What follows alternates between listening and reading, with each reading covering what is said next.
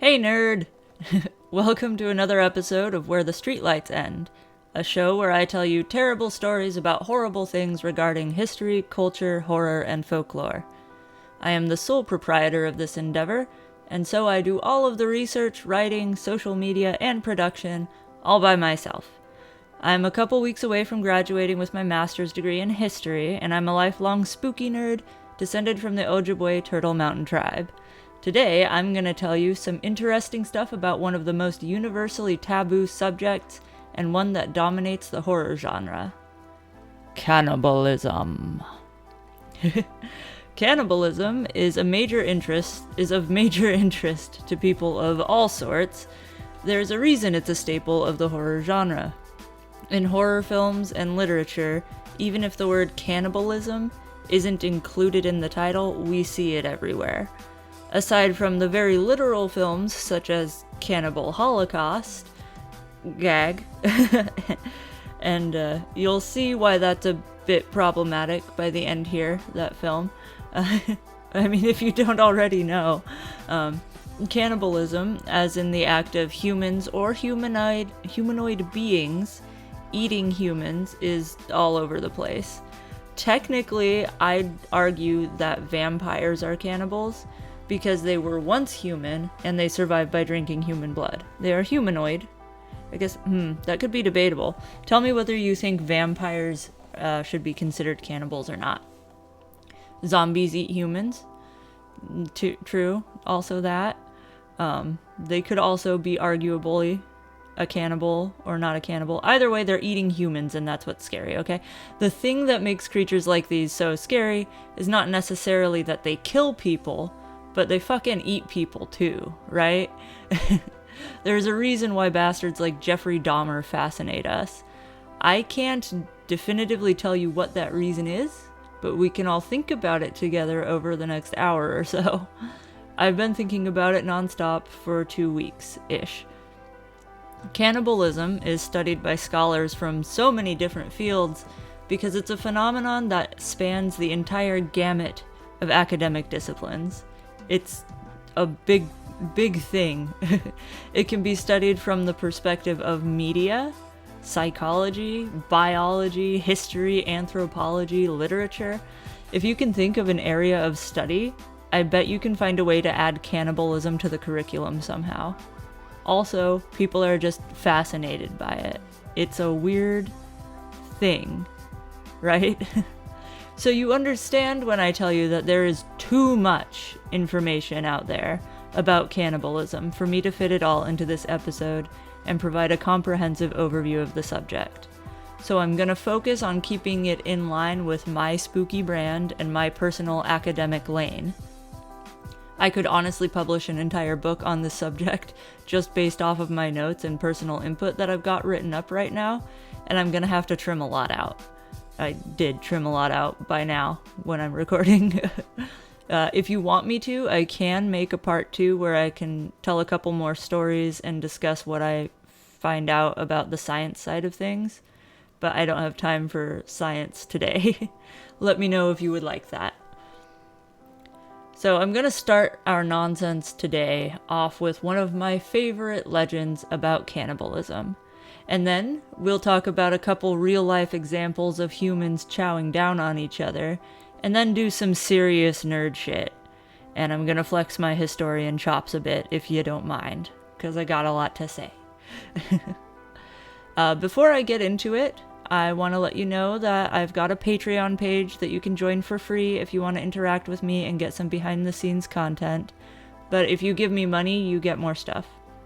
Right now I'm doing a giveaway where if you are subscribed as a patron for $5 or more for 5 months, I will give you something from my Etsy shop or something else handmade of equal or greater value than the amount of money you've given me. I've got coyote tooth necklaces that I hand wrap and make. I make little witch's helper puppets. They're super cute. Spell jars, power rods, which are gnarly copper magic wands with big chunky quartz crystals at the end. I don't know, check out my Etsy if you are interested. But I make cool witchy stuff, And if you are a patron of mine and you stay that way for 5 months, you will get a free thing. Alright. Sub to the channel, give me a like if you like what I do, and comment any questions, concerns, or mean statements about my face that you may have below, and I'll love you forever. Alright, let's do this. So a few years ago, the internet, or at least my side of the internet, got a little bit obsessed with a few Native American folk creatures. The most popular one was, of course, the skinwalker. Another was the Wendigo. I've talked about the Wendigo before, long before I had a YouTube channel. I made a short audio-only episode of Back Alley Alchemist about the creatures, and a lot of that information is going to be repeated here, but I'm going into greater depth and making an effort to discuss the cultural context more this time. Also, if you follow the YouTube channel, you may have seen that I did a little lore episode last week, where I just kind of tell a Wendigo story for 9 minutes, just kind of for fun, to keep y'all entertained in between my big episodes. Let me know if you liked that, by the way. People seem to have enjoyed it. So, there's a difference between what you see on the internet these days as a Wendigo. If you type in Wendigo image, you'll see something that is vastly different from how the legends depict the Wendigo. And I've been thinking about it a lot, okay? The more modern interpretation of the Wendigo shows it as a monster with a decaying head of a stag, and that is a terrifying depiction which does honor its ghastly reputation, but there doesn't seem to be any indication that this interpretation has existed for very long. This particular imagery for the Wendigo may simply be an artistic one developed for modern times. While searching for photos of the Wendigo, I almost exclusively found this version. I believe that this is a mistake by people. It seems like this version of the monster is based more off of the description of a skinwalker, from what I know. I watched a movie called Antlers a few years back, and it was really good, and it was about the Wendigo, I think, but it also used this horned, hairy image of the Wendigo.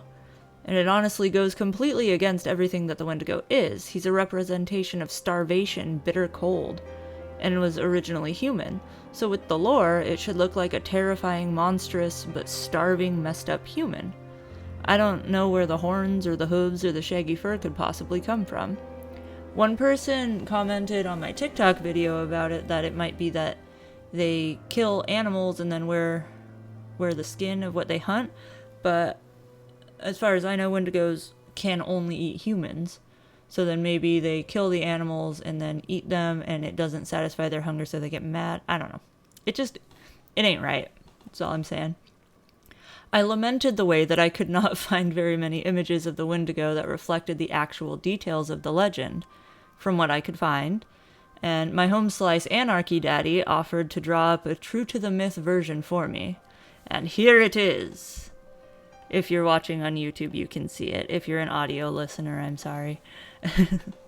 I strongly encourage you to go find his pages on TikTok and Instagram. He does smart person content about society and such on TikTok under the name The Anti-Investor, and his artwork is on Instagram as Anarchy Daddy, spelled D-A-D-D-I-E.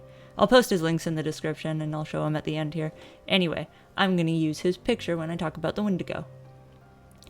Stories about this creature are centered around themes of despair, fear, starvation, and betrayal. The Wendigo isn't necessarily a monster as we would typically describe one. Wendigos aren't born of Wendigo parents or created in a lab by a mad scientist. A Wendigo is the result of tragedy and the moral failures of an individual. In this way, tales of the creature serve as powerful insights to human behavior. The rules that come with living within a society, and the things that many indigenous American groups held sacred, and the values that were upheld within their communities. Most sources that you're going to find on the matter refer to the Wendigo as a being of Algonquin legend. Algonquin isn't a tribe itself, but a group of tribes based on the language family that they use. The Wendigo isn't a thing for every single group or tribe that falls under the umbrella of Algonquin. This is why the claim that it's an Algonquin legend is misleading. I suppose that if you're not going to study Indigenous American history or folklore in depth, that point isn't going to stop you up too much. The word Wendigo does indeed come from the Algonquin group of Native American languages anyway. There are a whole lot of different ways to spell the word, so I'm going to go with the one that's most often used by Native American scholars, which is Windigo, Windigo, which translates to either owl or cannibal, depending on the context. Like I mentioned, the Wendigo exists as legend for several different tribes, and this means that there is a lot of variation in the stories and description among the different versions.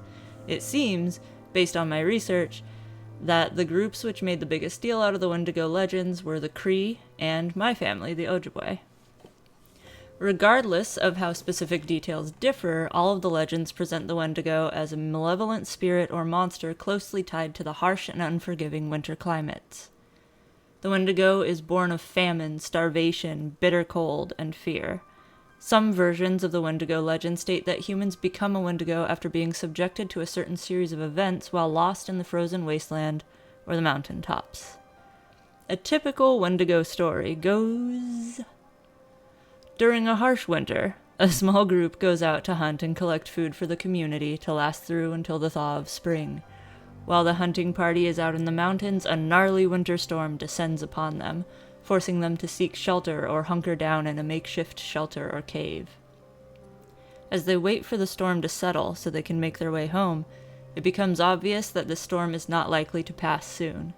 The group becomes trapped within their cave or their shelter, and days pass them by. Over time, they run out of the food that they packed with them, the hunger and the cold begin to overtake them, which leads them into a sort of madness. They're hangry, okay? They get hangry. The desperation that they feel as their stomachs churn and their bodies freeze rob them of their senses. In the less gruesome versions of the story, they are forced to eat one another as they die of the bitter cold, one by one. In other versions, one of the men decides to save himself by murdering the others so that he can eat them to survive. Regardless of which version of the tale we're looking at, in the end, only one man remains when the storm dies down.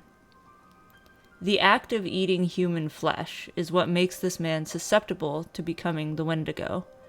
Depending on the specific beliefs of the group from which we're choosing our tale, he may be possessed by the spirit of Wendigo, a sort of ethereal entity which feeds on the greed and fear within humanity. In this case, the spirit of Wendigo enters the man and takes control over him. In other versions, this is the beginning of the man's physical transformation into the very real monster that is the Wendigo. This newly born monster of a man makes his way home to his family or his town, arriving at the gate emaciated and barely clinging to life. His family rushes to his aid and tries to warm him up and get him some fucking food. They ask him what happened, beg him to tell them where the rest of the hunting party is, but he's too fucked up to speak. His bones are jutting out from his pale taut skin, his teeth are yellowed and jagged, his eyes are sunken into dark sockets on his skull, and he cannot eat the food that they give him. The Wendigo can't eat anything other than human meat.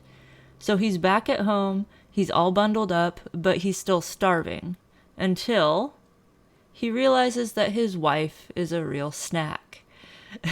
Like in more than one way. I'm sure she's hot, but he's gonna eat her. Because the Wendigo is imbued with supernatural strength and speed, but maintains the human ingenuity of a man, he is pretty much invincible. He is also driven by an unrelenting madness and hunger. So that's what makes him the most terrifying fucking thing I've ever heard of, and why it's one of my favorite monsters of all time. Also, this means no one can stop him as he devours his entire family and all of the people in his town, after which he is forced to wander through the forest and the mountains, looking for more people to eat, and that is the only thing that might satisfy that burning hunger within him. Another description of Wendigos indicates that they were huge creatures which wandered the icy mountain tops, kind of similar to stories of frost giants in European folklore and Norse mythology. In these stories, the Wendigo would consume almost anything that it found, and would grow larger and larger in proportion to the size of its meal. They would gain some physical power each time that they ate. If there are any indigenous scholars who have more insight and could tell me if I'm wrong about the depiction of the Wendigos with the horns and everything, and how that's not right, I would like to be proven wrong. That would be cool. That's honestly kind of disappointing, thinking that the majority of people who are interested in this legend are getting the wrong information from somewhere.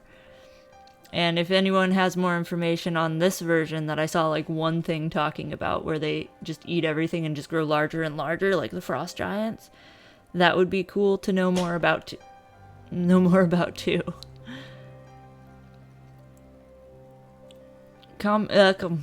Sorry. I hit my hand on the side of my chair thing, and for some reason that made my brain stutter really bad. I'm back now. I'm back and I'm more powerful than ever before.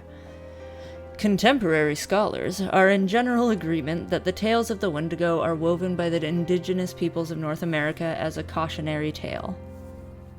Within most civilizations, cannibalism is one of the greatest taboos imaginable. Cannibalism, or the consumption of human flesh, has been recorded throughout history as a means of survival in dire circumstances or for the purposes of ritual, but it has never been acceptable among human civilizations in general, despite a few exceptions. In the mindset of Native American cultures, to eat another person has been considered the most selfish act that one could perform, even when faced with certain death or starvation. This idea in the case of the Wendigo serves as a metaphor for greed and for intentionally placing one's own needs above the needs of the group. The moral of the Wendigo story is that if you succumb to your compulsion to save yourself at the expense of your family or your group, you are opening a gateway to an evil that will surely consume you and eat away at your humanity.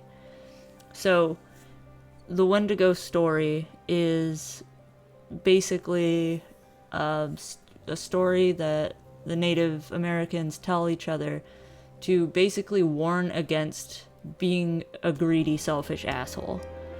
Like, they use the metaphor as cannibalism because that's super fucking scary, you know, and it's like a huge taboo, and therefore it makes a good allegory? Is that the right word?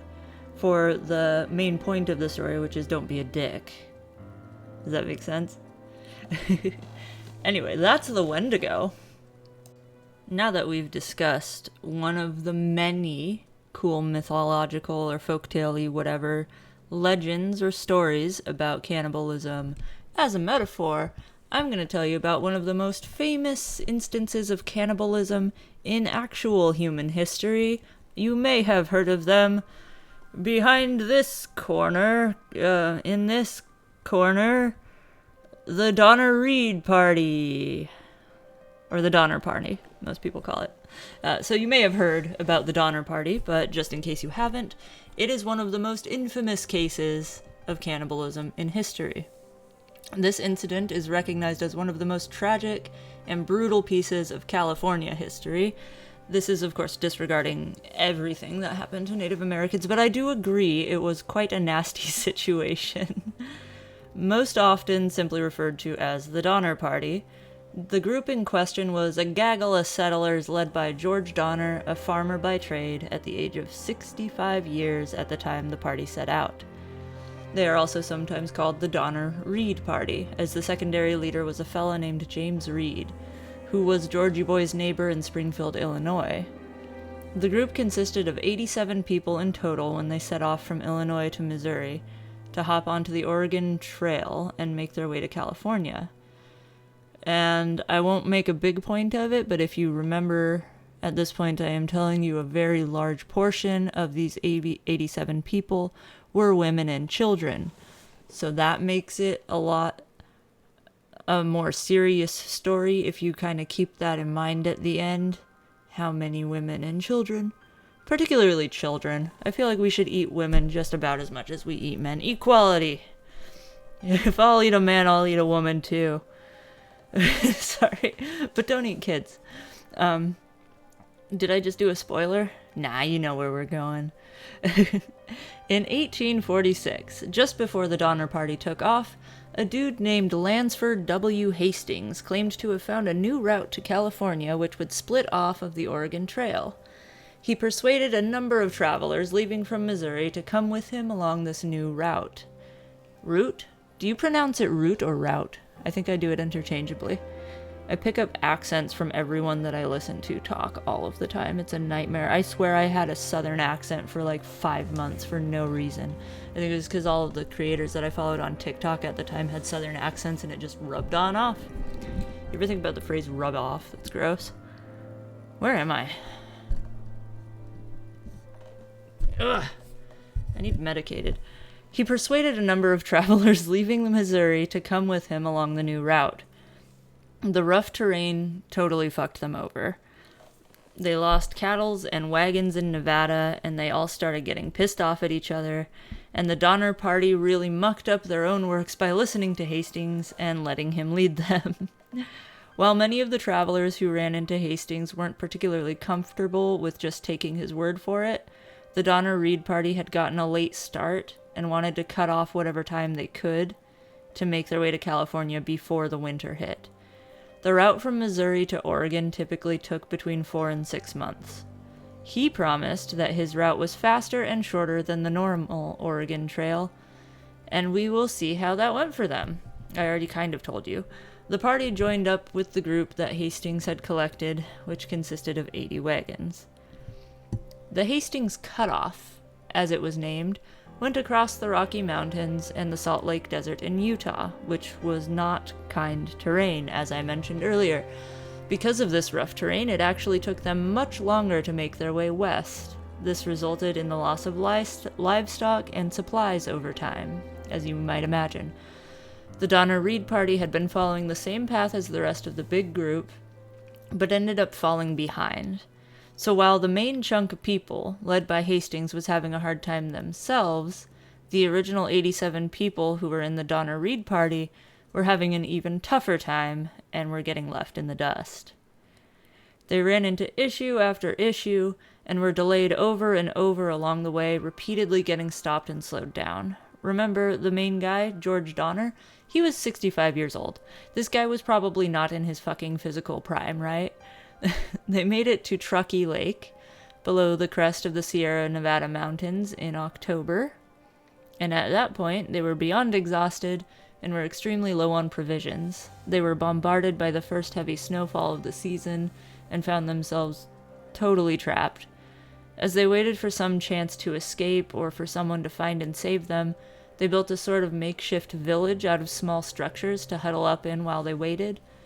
And the trees that they cut down for wood, I have a picture of it later,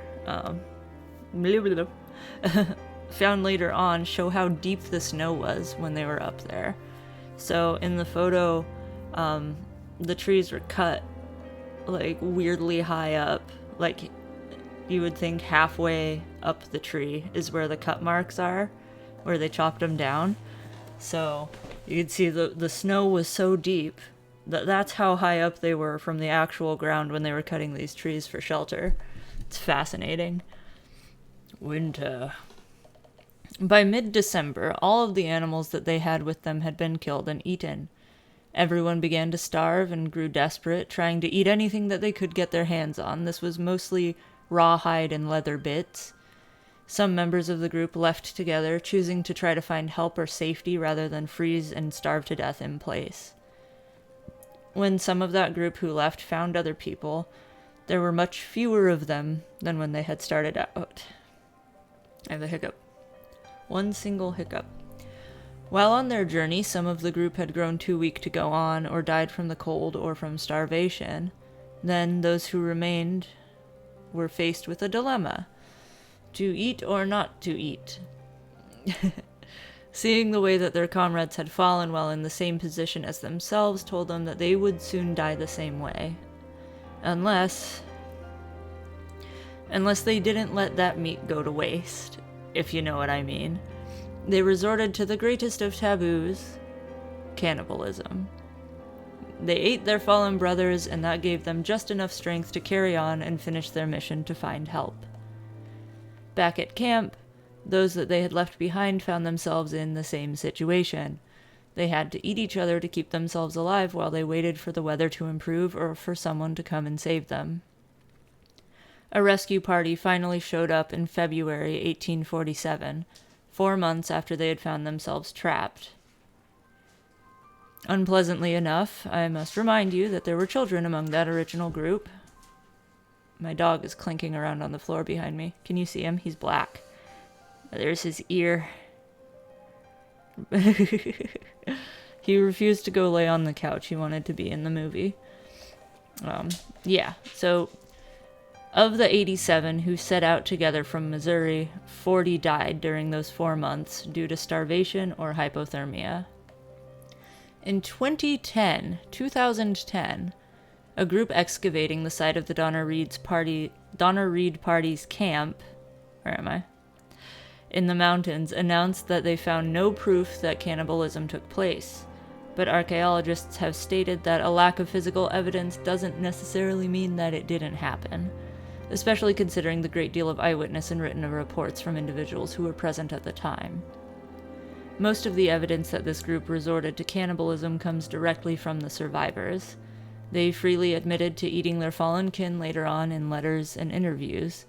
For example, a guy named Patrick Breen, who had joined the party in Missouri, began a diary starting on November 20th and carried on recording his experience until March 1st.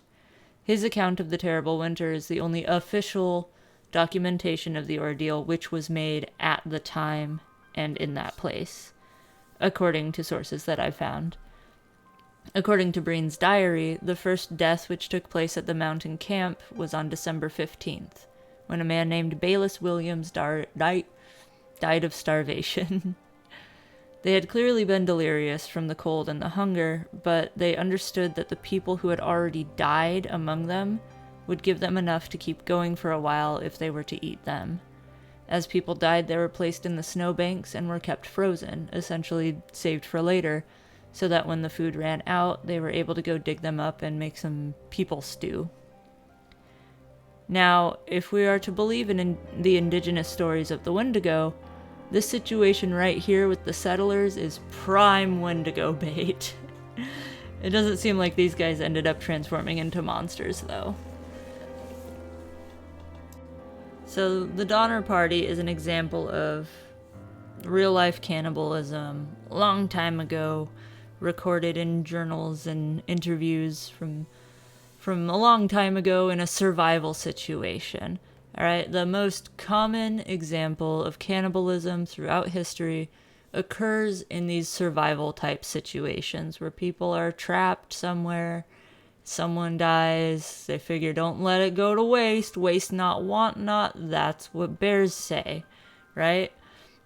There are, like I said, other forms of cannibalism too. There's the ritual kind for religious or spiritual reasons. There's this kind, the save yourself kind, survival cannibalism, and that's really about it. But then there's another kind, and we have proof of that too, and I'm gonna tell you about Armin Meiwes. Armin. It's a German name. I should have looked up how to pronounce it, but it's too late now. I'm not going to stop my recording. Okay, hang on. I'll stop. Alright, the internet says it's pronounced Armin Meiwes. So Armin Meiwes. There is something that I had deep in the back of my mind, buried in the deep chasm where I put the upsetting things that I've seen on the internet and have seen on the internet since I was too young to be seeing such types of things on the internet, but I was a little rascal. Do you guys know about Armin Meiwes? Meiwes became notorious all across the land for being a conscientious cannibal. So, in short, he posted an ad online, I believe on the dark web, or deep web. I feel like we used to call it the deep web, and now people call it the dark web. Either way, on there somewhere, he posted an ad in which he requested a buddy. He wanted to know if anyone out there would like to join him in a mutually beneficial, sexually satisfying experience. This experience he was after was, like he said, he wanted to eat a dude. Someone responded, and they met up.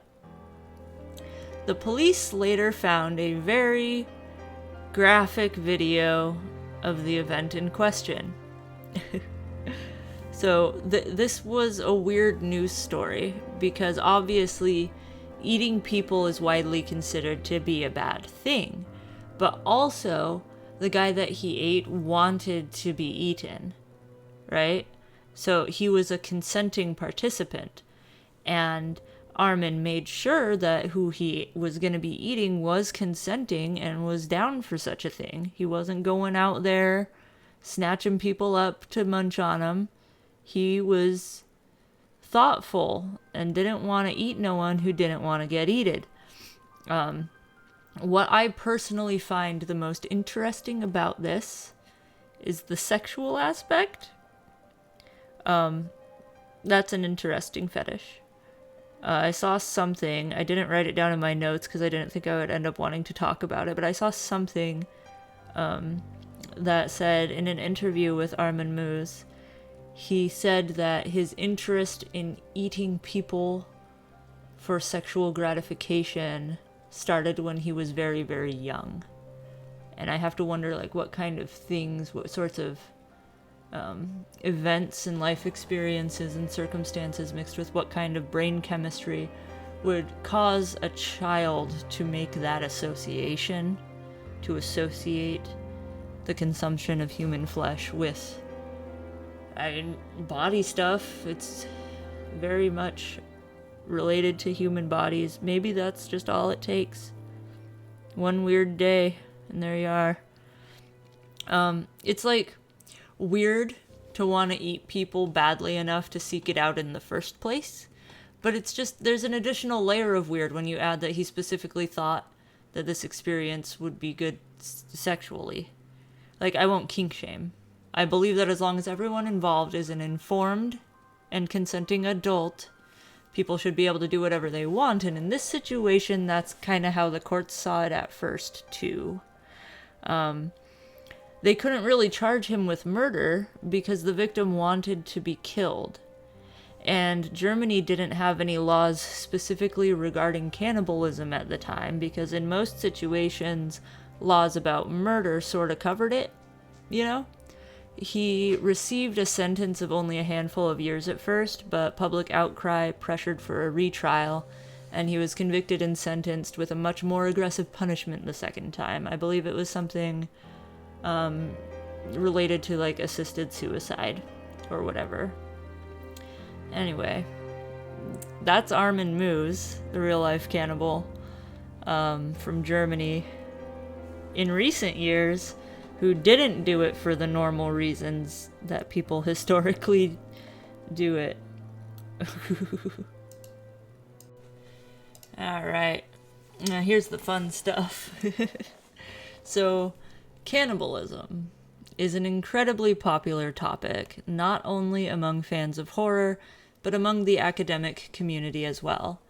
There are entire academic conferences that are held based around the discussion of cannibalism. Humans are fascinated by it, like I said. The main thing for me is that, like, in the cases of, like, Armin Meiwes, I don't think there's anything exactly morally wrong with it. And in situations like the one the Donner Reed party found themselves in, like, as long as people being eaten are either already dead or perfectly happy to be dead, it's hard to argue that it does any actual harm. Yet the thought of it freaks us out, you know?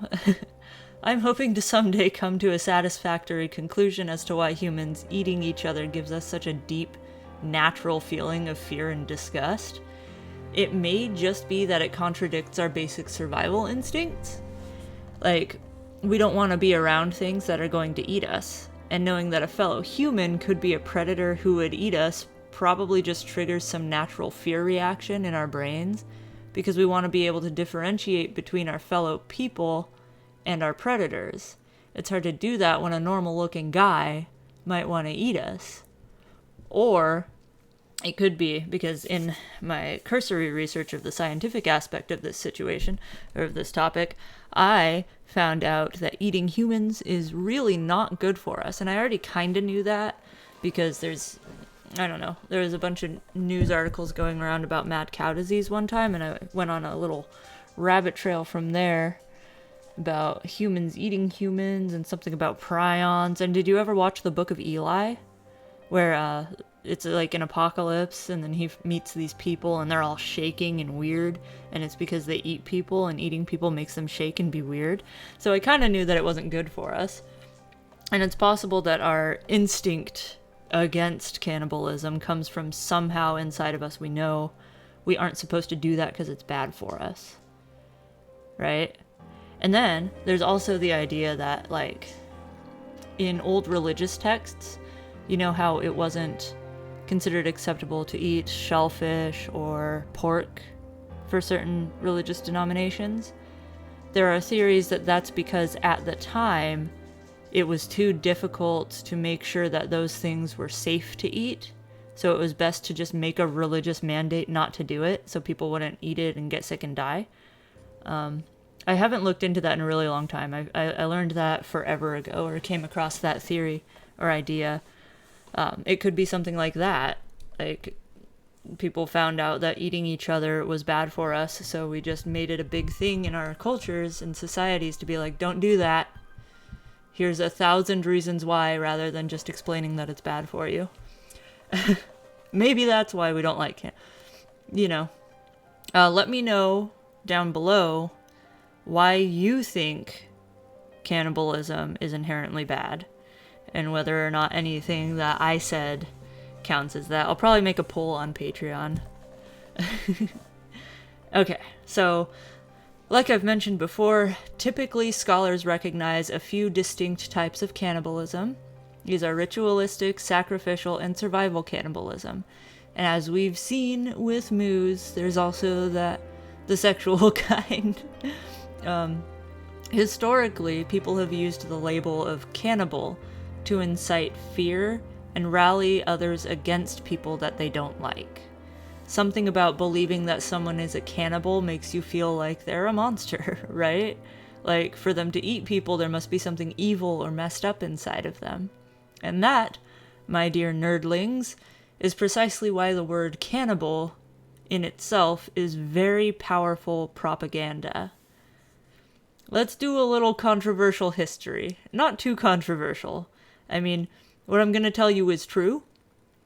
I've checked my sources. Feel free to come at me if you disagree that my sources are reliable. But it's going to be fresh news to a lot of people. And it might make you kind of shake your head or facepalm, or potentially might make you go, nuh-uh. But hear me out. And feel free to track down my sources, like I said, so you can evaluate themselves if you feel weird about what's coming. Sorry, it's my job. I don't get paid. Feel free to pay me. So, it is very, very fucking common to find seemingly reputable sources, and in fact, actually reputable sources, stating that cannibalism was common among indigenous groups in North and South America. In fact, even with my Google algorithm meticulously designed to present almost entirely scholarly and peer-reviewed results, I came across tons and tons of articles that proclaimed matter-of-factly that the Injuns ate people, bro. This isn't true, really. Just like in the case of the Donner Party, humans of all shapes and colors have occasionally found themselves in situations where they gotta eat their homies to survive. But if the legend of the Wendigo reverberates with us at all, we know that at least for those groups of indigenous people, cannibalism was very much considered bad, even in those survival situations. But what about other indigenous groups? And why, then, are there so many goddamn sources that state it was a thing and even widespread? Well, I'll tell you why. What do you think is the most used type of source of information on the colonial times? Most scholars and historians in the Americas tend to speak English, lots of Spanish, I suppose. The native languages of the indigenous peoples are certainly not widely spoken or understood, right? Especially by academics and scholars who are way, way predominantly of European descent. Also, most indigenous people didn't really write. Their stories were passed along orally for the most part, leaving no real record of anything from their perspectives. So thinking about this, we can conclude that most of the sources that have been used to document and understand the colonial period have been things written down by colonists themselves. Yes. For a very, very long time, our only evidence of how things were and what went down and how the indigenous people behaved was from what the colonists who were actively doing the colonization said to each other and wrote down. And here we run into one of the most important topics of the modern age: source evaluation. First, we have to consider who produced the source. Here we know that European colonists were the ones who created the sources we use, mostly. 2. What was the intended purpose of these materials? You may imagine that a lot of these things were recorded for posterity, just so they could tell each other what they were experiencing in letters, or to look back on their journals, their personal journals later, yes? Honestly, sometimes, yes. But not all the time. So, colonialism, especially in South and Latin America, or South and Central America, now Latin America, was sort of a touchy subject a lot of the time. There's this concept referred to as just war, right? Where in Christian societies it was not considered morally acceptable to use acts of violence or engage in warfare if it did not fit a certain criteria that would make it justified. For those who were determined to seek their fame and fortune in the New World, upon finding this New World inhabited, they had to convince the ruling powers that it was just to conquer these lands and these peoples. Otherwise, their colonial expansion could not be sanctioned or allowed by the Christian monarchs back home. This gave the colonists who were writing things down a very clear motivation to paint the indigenous peoples in a light that would justify war against them. Can you think of a few things that might make a Christian ruler decide a group of people were better off conquered, destroyed, or enslaved? Firstly, not being Christian, it was considered necessary that all peoples encountered who did not know God be taught about God, to save their souls. And if they were unwilling to allow God into their lives, then they have to be removed. It was considered bad to allow people to exist who didn't serve God, because then they're serving Stan, whatever. The indigenous peoples of America obviously didn't give a shit about Jesus, so that was an easy way to justify colonial expansion. What else? What is one of the most universally repugnant things someone could do? That's right, cannibalism. The colonists, both in South America and North America, knew that they could rally support for the conquest and destruction of indigenous groups if they could convince everyone that they were amoral barbarians who practiced human sacrifice and cannibalism. You write back home asking if it's okay if you conquer these people for monetary gain, and Daddy might say no, that would be cruel. But if you add in, but I've been watching them eat babies, then Daddy will say, holy fuck, that's terrible, they're monsters, yeah, fuck those guys, take their land. We gotta get rid of that shit. Baby eating? Hell nah. Right? And there you go. Colonial expansion is now legal under the rule of just war. And it's not just Europeans, the Spanish, and whoever doing this to the indigenous Americans. This was also, I think also in the 1500s and 1600s, there were huge culture wars going on over in the British Isles, where the English, particularly the Protestant English people would do big propaganda. You know, they would tell stories about the Catholics and the Catholic Irish, particularly, as painting them as barbaric, saying that they were cannibalistic. They would murder babies. They would say anything they could to get the people behind them to attack and defeat the Irish Catholics. And this sort of culture war and this propaganda about them being barbarians ultimately led to the Irish Rebellion and the English Civil War. So this is not isolated to white people saying this about Native Americans. They also did a lot of that when colonizing Africa. They did it, people in Europe did it to each other all of the time. It is the standard go-to when you want people to let you conquer someone, to tell everyone that those people that you want to conquer are barbarians, they're cannibals, they hate God, you know? It's just a thing, it's what people do. We do it today with our Facebook shit-talking. You know? A chick makes me mad, I'm posting that she eats people. And let her deal with that. No, not really. So, in regard to that, Dr. Kelly Watson, Associate Professor of History at Avila? I hope that's not a typo. At a university in Kansas City, wrote a pretty solid book on this subject titled Insatiable Appetites, Imperial Encounters with Cannibals in the North Atlantic World. That would be North America, Indians. In the book, she explains that Europeans perceived themselves to be inherently better than the indigenous peoples that they met in the Americas, and they just needed to prove it all of the time. And they needed to justify this belief, and needed to justify their conquests. They used and said whatever they could to dehumanize and vilify the indigenous peoples, citing cannibalism and human sacrifice as examples of how bloodthirsty and barbaric these people were. Who could argue that people who do that need to be eradicated? She points out that the Spanish colonizers in South America accused the Aztecs of cannibalism but not the Maya people, and that might be because the Maya people were their homies. The Aztecs weren't taking shit from them.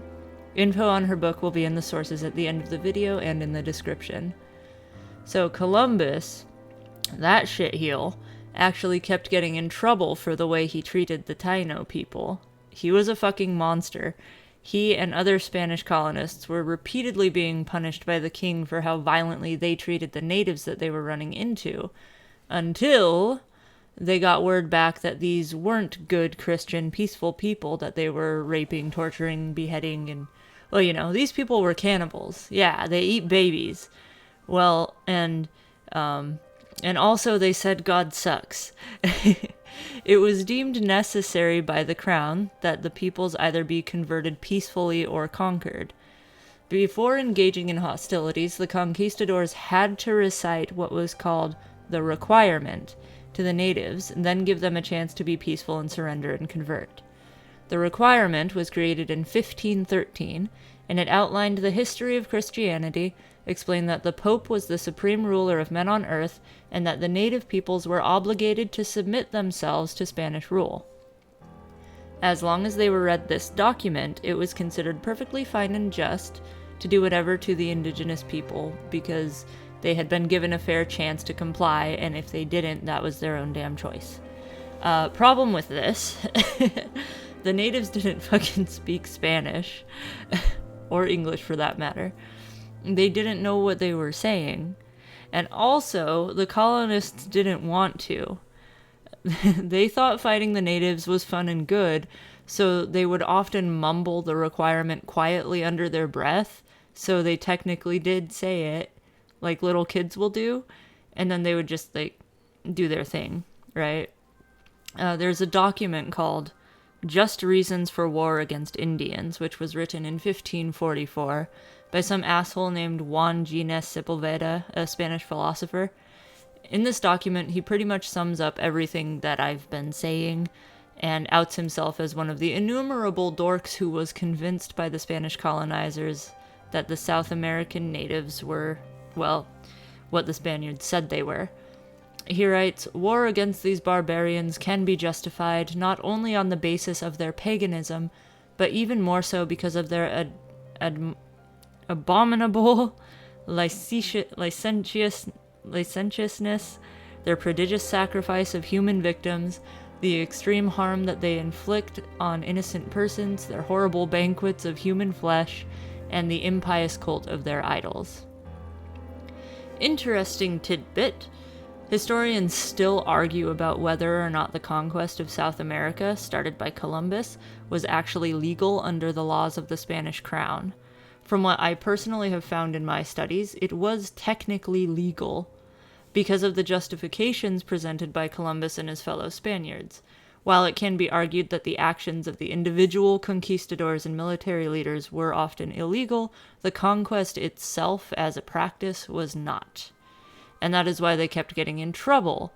It wasn't actually legal for them to be beheading the natives all willy-nilly like that, and when word got back to the crown, the conquistadors were often punished. But, like, how could they really punish them from the other side of the planet? You know? Anyway, that is the real reason why everyone thinks that natives were cannibals.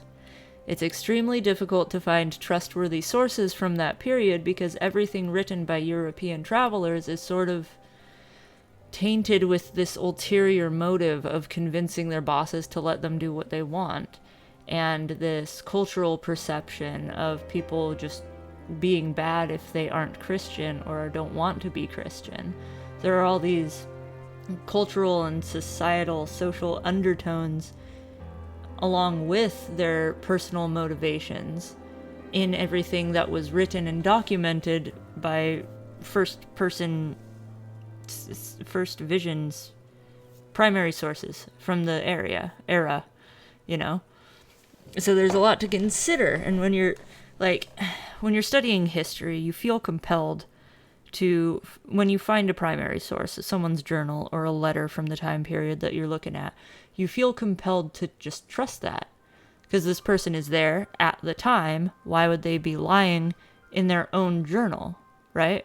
But then it gets more complicated because you have to consider, what are their personal biases? What do they know versus not know? Do they have this underlying belief system that makes the way that they present information different from how someone else would? Like, they're saying this person is evil. What if all that it takes for them in their belief system for someone to be considered evil is that they wear their shoes on the wrong feet? But you have it written down in this primary document, this primary source from the time saying this person's evil. But without any further context or other sources to compare it to, it's possible that that person just thought that guy sucked. But he says evil, so you gotta keep that in mind. That's a really tricky part about studying history. I feel like it stops a lot of people up. I feel like a lot of people who say stuff on the internet just trust stuff at face value because it's old, and you can't do that because humans have fundamentally not changed since becoming humans, pretty much. And so if the stuff I write in my journal I know is 100% personal opinion, pretty much, you can't just take my word for it if I'm just angry one day writing, you know? Anyway, there's my little rant about evaluating primary sources. Anyway, so like I said, sources from that period written by European travelers are tainted with the ulterior motive of convincing their bosses to let them do what they want. And what they wanted to do was feel powerful and superior while they sought their fame and fortune in lands unknown. And the natives had no opportunity to share their side of the story and defend themselves against these rumors. There is a great deal of evidence that shows the colonists in the Americas greatly exaggerated accounts of cannibalism among the indigenous people. Some scholars argue that all of the reports of cannibalism from Native Americans was entirely fictitious. There are some, however, some pieces of evidence that do suggest there was a little bit of human-on-human munching going on. Not much, but there are signs that it did happen a little bit, right? Just like everywhere else. For example, there were human blood proteins found in fossilized poop that was found in Southwest America. There are first-hand reports of cannibalistic practices among peoples of Central and South America as well, but like I said before, these may have been written for the purpose of justifying conquest, or even may have been the result of the natives leaning into stereotypes, trying to scare the Spaniards off, pretending to eat each other to look spooky, if you know what I mean. That's how I treated high school. The use of cannibalism as a means of anti-Native American propaganda by Europeans is a little bit interesting, because Europe actually does have a long history of cannibalistic events and experiences. The oldest fossil evidence of cannibalism found today, or as of 2013 when this source was published, I suppose, was found in Europe. Paleontologists report that some 100,000-year-old bones of Neanderthals were found in France, and there's strong evidence that these guys were eaten by other hominids. Whether Homo sapiens, modern humans, Whether Homo sapiens, modern humans, ate each other or not, way back in prehistory, we've definitely been doing it in the last few thousand years. Religious and historical documents from Europe refer to cannibalism surprisingly often. There are surviving documents that show human meat was being sold in markets during periods of food insecurity in 11th century England. You know how, like, it takes one to know one, or he who smelt it dealt it. That's what we're working with here, with Europeans and cannibalism. Who smelt it dealt it. Thou protest too much. Honestly, as Sarah Everett states in her article for the Smithsonian Magazine, the world's first cannibal incident, reported by multiple independent first-hand accounts, took place during the Crusades by European soldiers. According to these first-hand reports, in 1098, after the Christian Crusaders laid siege on the city of Ma'ara in Syria, they ate the flesh of the locals. The locals were Muslims, by the way. Some of the accounts state that the cannibalism was fully endorsed by the military leaders, who hoped that the stories of such a barbaric and frightening act would work as a psychological fear tactic against future enemies throughout the Crusades campaign. I've been thinking that this may have been what some of the indigenous American groups were thinking while Europeans were colonizing the Americas. It's quite possible that the natives were leaning into this image that the Europeans had of them as being savages and terrible bloodthirsty animals by letting them think that they did, indeed, eat people. This could have been done a lot to frighten enemies away and make them think twice about bugging them. Unfortunately, this sort of thing also fills Christians with a sort of righteous courage because they gotta do away with evil in the name of God, you know? Also, if I have Christian viewers, I swear I'm not trying to talk shit about you. It's just, Christianity in history has been its own major force in how the history of the world has unfolded and developed. Particularly the Catholic Church and, different denominations of Christianity fighting over each other or fighting with each other over things. It's the Pilgrims coming to America in the first place, Henry VIII and the Church of England, Mary Queen of Scots. It's a major force in almost every aspect of human history. Christianity has played a major hand. So I'm not talking shit about individual Christians here. It's just when we're working with history, it comes up a lot. It comes up a lot. Yes. Following the Crusades, Europeans were trying to be proud of themselves for their conquests, but had a hard time doing that because in general, they were a little bit ashamed of that whole cannibalism thing back in Syria. See? It, not unexpectedly, didn't really fit with their self-image, which was supposed to be that of godly, civilized culture, which earned its spot as dominant in the world through its intelligence and virtue. It also countered Europe's long-standing tradition of painting their cultural enemies as cannibals, giants, or monsters. As we've seen, it didn't stop them from pulling that old card out when they went to the New World in the 16th century. Europeans also ate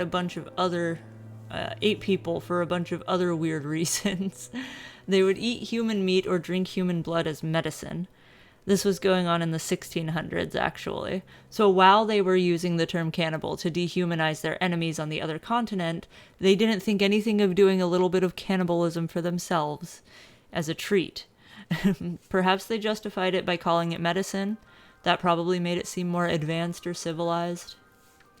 The types of cannibalism I mentioned a long while back, the three big ones, ritualistic, sacrificial, and survival, The most common types of cannibalism to have been recorded are, of course, survival, which has happened since the dawn of time because people get themselves into all sorts of shitty situations, and ritual cannibalism. Another word for this that's got a bit nicer ring to it is mortuary cannibalism, where lots of cultures will just take a little piece off of their dead family member and munch it down as a way to honor them or take into them some piece of their spirit. But it's not like, rah, rah, rah, rah, rah. It's like a little slice. Thank you, I honor you, you're with me forever. It's a little different from how it's portrayed when you're saying it's a bad thing, I don't think there's anything wrong with that one. Still weird, I still wouldn't. Well, I don't know. Hey, comment down below what type of person you think would be tastiest, but keep it tasteful. Do you think vegans would taste the best? Would they be grass-fed beef? Or do you think that the grease on someone with a really shitty McDonald's diet would be better because it would be fatty and greasy? Yeah, maybe don't talk about it. I feel like it would be really easy for a conversation like that on the internet to slide into degeneracy. So let's keep it. Would you eat a person? Don't tell me why. Don't tell me what kind. Would you eat a person? Okay. While the Wendigo is a powerful example of how folklore can be used to emphasize cultural norms and moral standards within a society, the idea of real-life cannibalism is among the most terrifying. Wendigo may be a metaphor for greed and selfishness and the way that those characteristics warp us into proverbial monsters, but cannibalism itself is a very real thing. Typically throughout history, humans have only eaten each other in little bits because they love each other, ritual cannibalism, or eaten people to survive when they found themselves in some serious shit.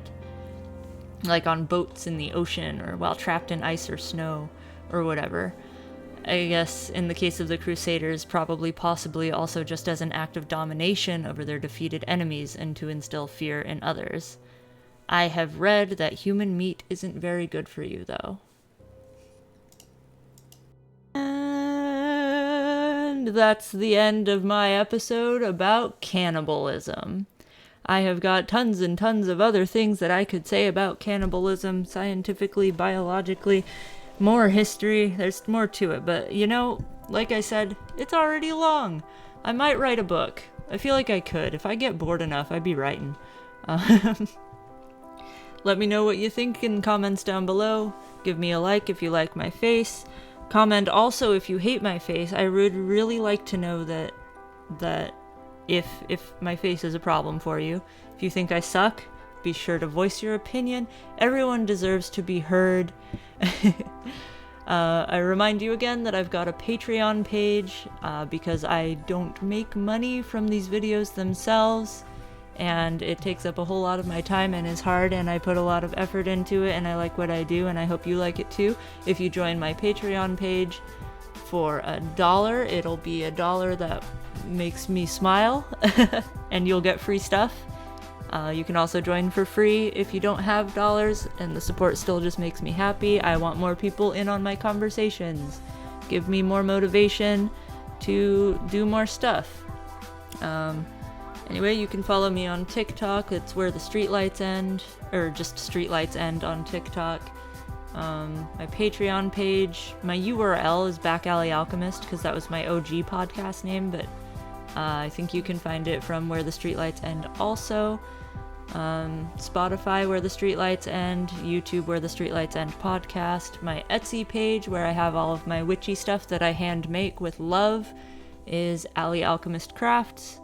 I'll be back again. I've got a little lore episode brewing for next week, and then 2 weeks after that, I'll have another big long bullshit for ya. Later, nerds. Oh, wait. Before I go, remember to check out Anarchy Daddy's work. Instagram, Anarchy Daddy, DADDIE, and TikTok at The Anti-Investor. I will have his links listed down below before my links. Later. I love you.